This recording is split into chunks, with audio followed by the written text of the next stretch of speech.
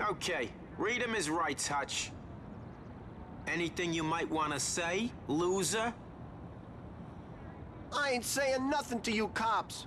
I know what happens to squealers. Starsky Hutch is a single-player vehicular combat game. It released on September 9th, 2003, was developed by Mind's Eye Productions, and published by Empire Interactive.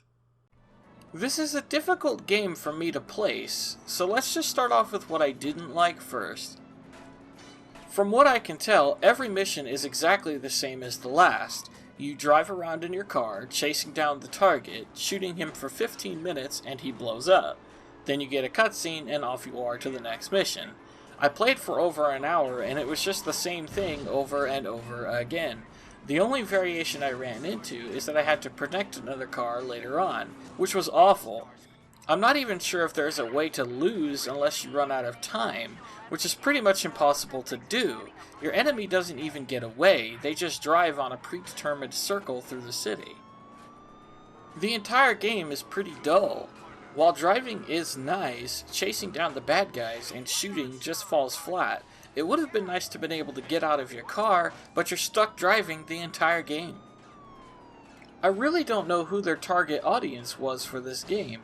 There was a movie that came out around this time, however it doesn't appear to be a movie-based game. The characters in the game don't look anything like their movie counterparts, so who is this game made for?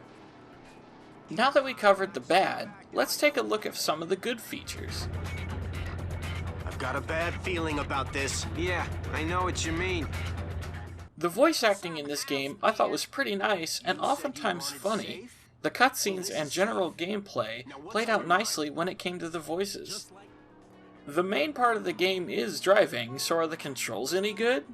Well, actually yes, the driving is surprisingly well done. It is very fun to drive around the city. There are a lot of ramps and trick jumps you can do as well, which adds to the fun. The graphics were actually pretty nice. It had this charming, timeless feel about them that I can't quite place, but I did like them a lot. If you get tired of chasing down those bad dudes, then you can go into free roam. It's pretty much the same thing as every game's free roam.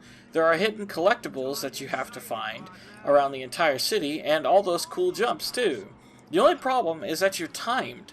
You have to keep picking up more and more bonuses to keep the timer going. I can't figure out why they would add that. In the end, I'm not quite sure whether I like this game or not. On the plus side, the driving and the voice acting is fun, but on the downside, the gameplay is pretty boring. I feel like they set out making a good game, made a nice city and great controls, but then they got lost when trying to figure out what you could do in this game. I'm unfamiliar with the TV show and the movie, so I can't say anything about that. However, if you are a big Starsky and Hutch fan, then it might be worth picking up. Otherwise, if you passed on this game, you're not missing much. I would say it's not a horrible game, but it's definitely below average.